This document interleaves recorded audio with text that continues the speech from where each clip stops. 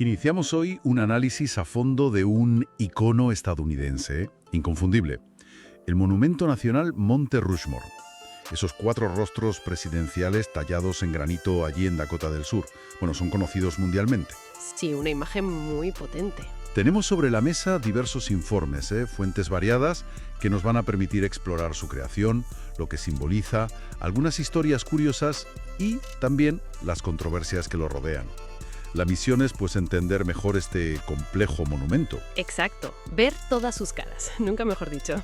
Y para empezar, algo que quizás sorprenda. La idea original no incluía presidentes.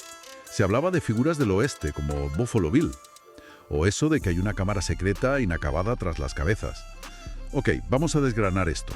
Pues sí, fíjate, la idea inicial, allá por 1923, fue de Dwayne Robinson. Él era un historiador local que buscaba atraer turismo a Dakota del Sur. Ah, una cuestión de turismo, claro. Eso es. Y su propuesta era tallar héroes del oeste, como mencionabas, Buffalo Bill, Lewis and Clark, en unas formaciones rocosas cercanas que llamaban las agujas. ¿Y por qué no prosperó? Suena bastante llamativo también. Bueno, porque entró en escena el escultor Gutzon Borglum. Él ya tenía experiencia, había trabajado en el monumento confederado de Stone Mountain, en Georgia.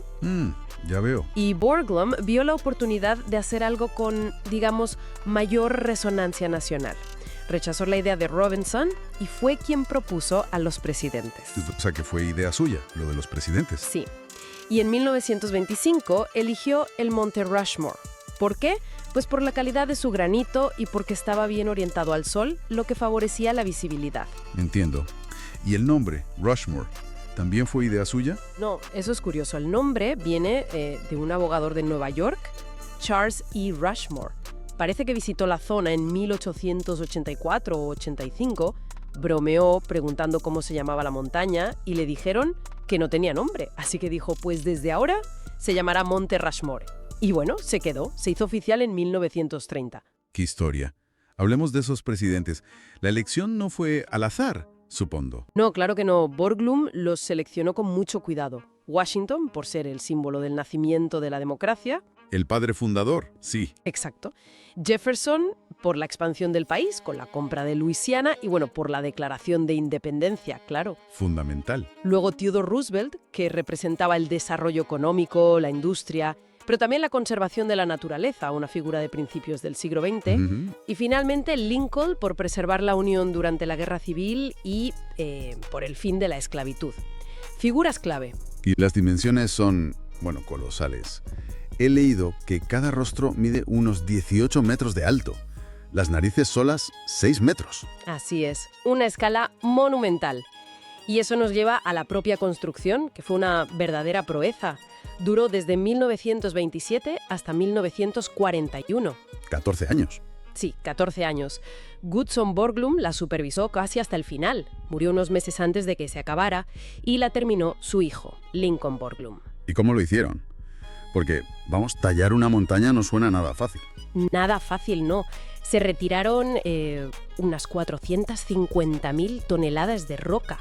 Imagínate. Una barbaridad. Y lo más sorprendente es que el 90% de esa roca se quitó con dinamita. Pero ojo, usada con una precisión asombrosa. Podían controlar las explosiones para quitar capas de apenas 10 centímetros. ¿En serio? ¿Con dinamita? Sí. Luego el trabajo fino, claro, se hacía con martillos neumáticos, perforadoras, cuñas, herramientas más manuales, digamos. Y había unos 400 trabajadores, ¿no? En condiciones que imagino peligrosas. Muy peligrosas. Muchos trabajaban colgados a gran altura, con arneses bastante precarios para los estándares de hoy.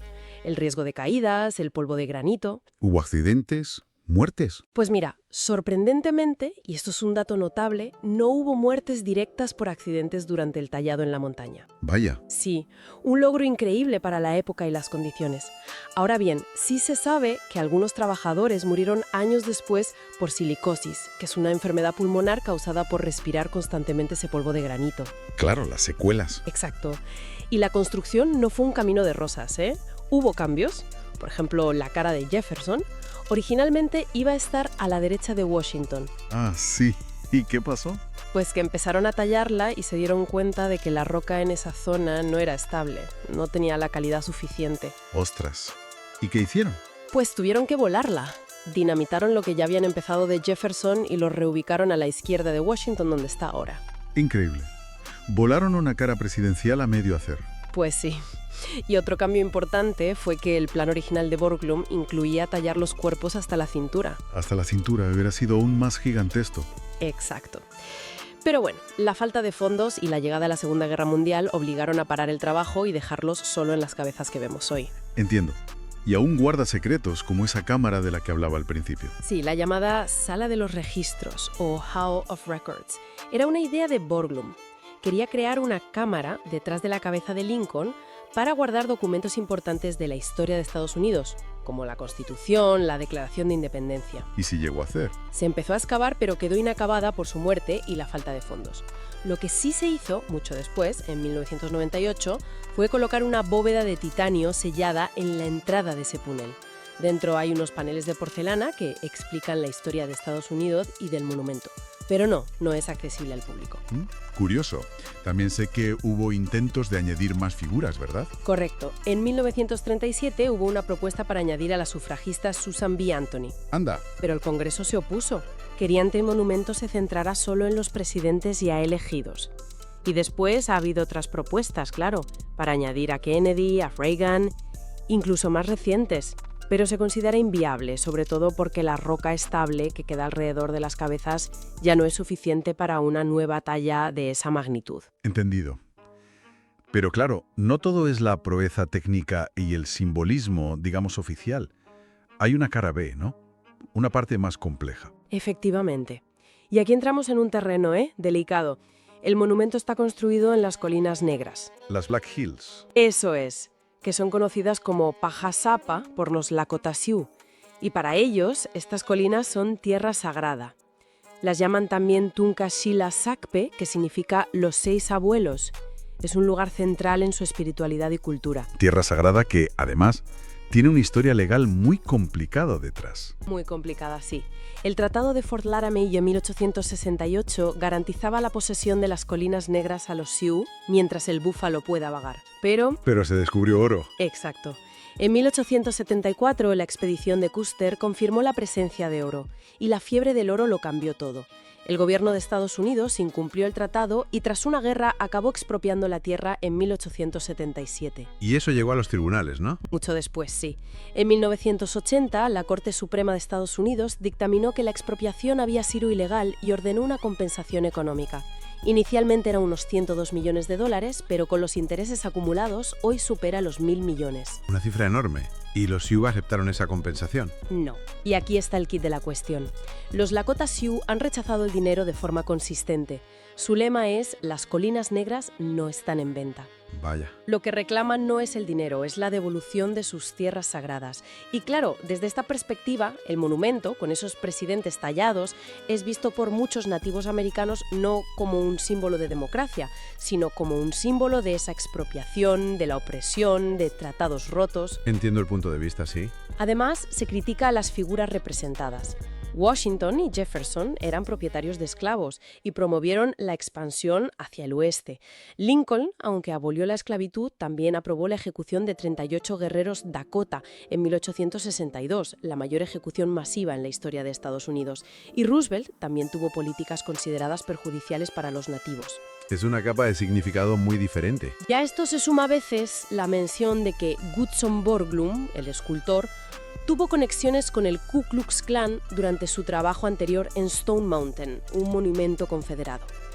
Las fuentes que hemos consultado no detallan si esa conexión influyó directamente en Rushmore, pero es un dato que suele aparecer en las críticas. Entonces, tenemos una dualidad muy clara. Por un lado, una obra de ingeniería que es, impresionante, y un símbolo patriótico muy poderoso para muchísimos estadounidenses. Sin duda. Y por otro, un monumento construido en tierra sagrada, cuya propiedad sigue en disputa y que representa figuras que para los pueblos originarios de esa tierra simbolizan un pasado de dolor y desposesión. Exactamente.